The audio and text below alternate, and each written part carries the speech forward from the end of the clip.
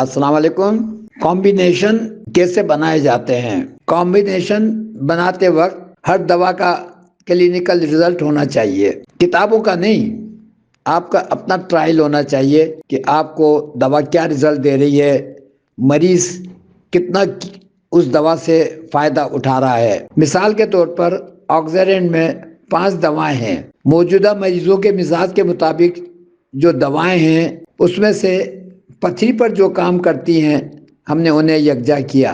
खुद खाकर देखा कि दवाओं को यकजा करने से कोई तकलीफ तो नहीं होती। फिर मरीजों को देकर रिजल्ट लिए। इस तरह कॉम्बिनेशन बनाए। एक मिसाल और, घुटने के दर्द में पहले मैं घुटने के दर्द को समझा। मरीज आता था, मैं उससे जगह पूछता था, दवा देकर उसका रिजल्ट लेता था। उसी वक्त मरीज से हाँ ना में जवाब लेता था। कितने साल हो गए मुझे ये अमल करते हुए।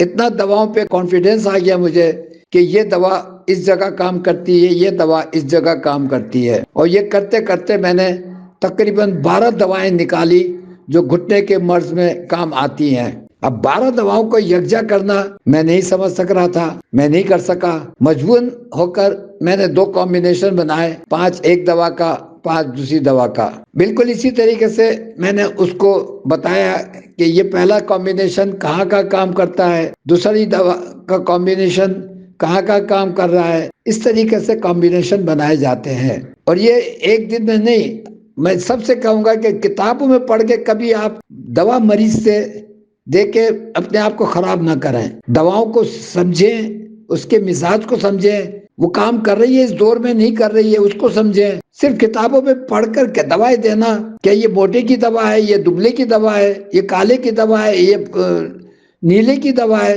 ये आप अपने साथ धोखा करेंगे। मैं यही बार बार सबसे रिक्वेस्ट कर रहा हूँ, समझा रहा हूँ।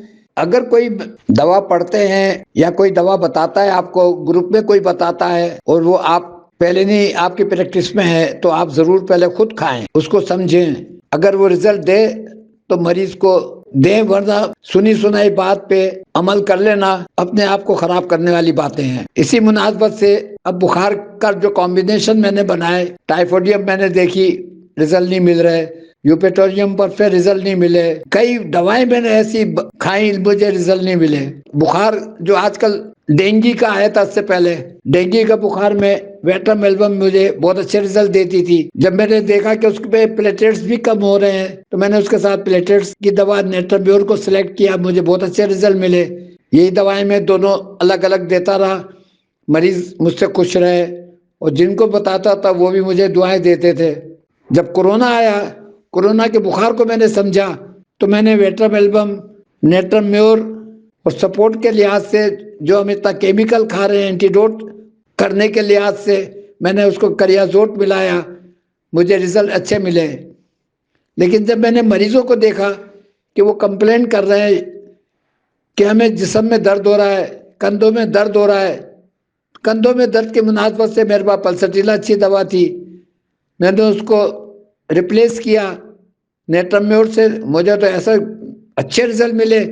तो एक कॉम्बिनेशन इस तरीके से बनाए जाते हैं, एक एक दवा को सोच सोच कर कंबाइन किया जाता है, मिलाया जाता है। आप लोग भी बनाएं तो यही सोचें, आपको क्लिनिकल ट्रायल होना चाहिए हर दवा के ऊपर। किताब में पढ़ के कभी कॉम्बिनेशन नहीं बनाएगा।